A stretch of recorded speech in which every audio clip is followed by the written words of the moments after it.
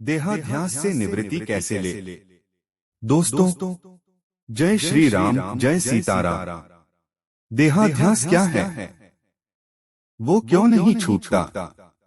हमारे शास्त्रों में जैसे कि श्रीमद् भागवत, रामायण, गीता और उपनिषदों में बहुत गहन से विवरण किया है और संतों ने अपनी बानी, भजन, कीर्तन से भी समझाया है। श्री राम के जीवन से और रामायण के माध्यम से हमें बहुत सीख मिलती है। हमारे संतानों को ये देना जरूरी है। आप वारसाई में संपत्ति के साथ संस्कार भी दे ताकि वो उनके बच्चे को दे सके।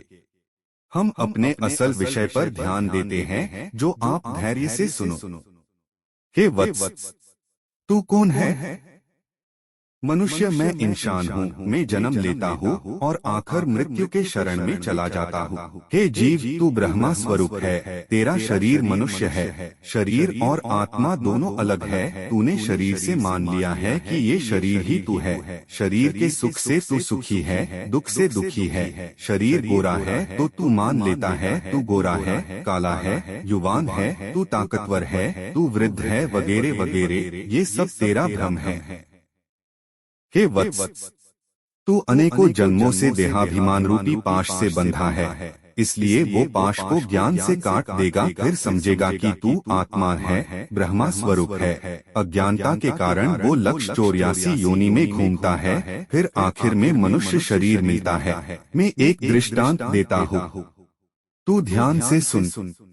एक अंधा व्यक्ति एक शहर के किले में गया। उसने सुना था कि अंदर बहुत सुंदर और अच्छा देखने और अनुभव करने मिलता है। वो व्यक्ति लोभी और लालची भी था। अंदर तो गया मगर किसी को पूछा नहीं कि बाहर कैसे निकलना होगा।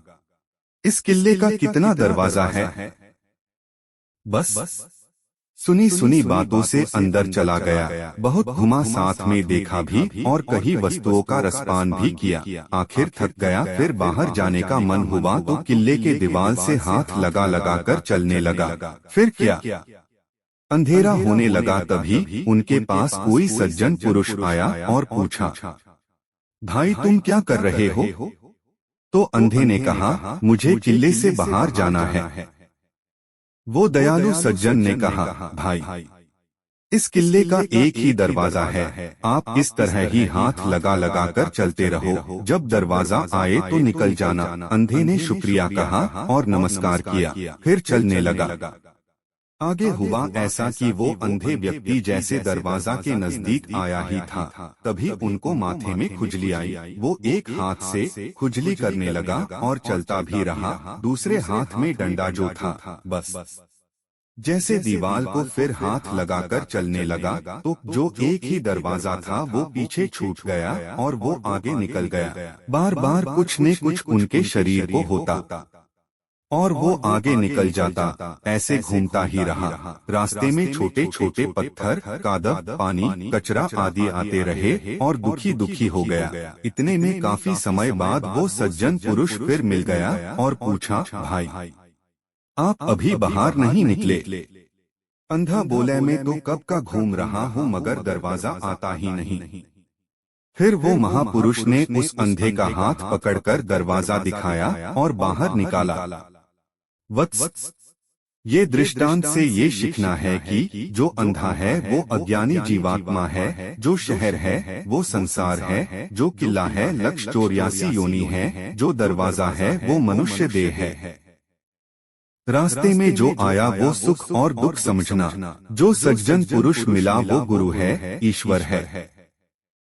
मेरे प्रिय वत्स, हम नींद में होते हैं तब सपने देखते हैं या आते हैं, मगर जब हम जाग जाते हैं तो सपना खत्म हो जाता है और ये जगत, ये शरीर, ये मेरा, ये तेरा सब एक सपना है। जब हमेशा के लिए यानी चिर निद्रा में चले जाते हैं तब सपना खत्म होता है। दोनों अवस्था में सपना ही है। ये ही सत्य है, सनातन है, शाश्वत है। आपका कल्याण हो, सभी का कल्याण हो।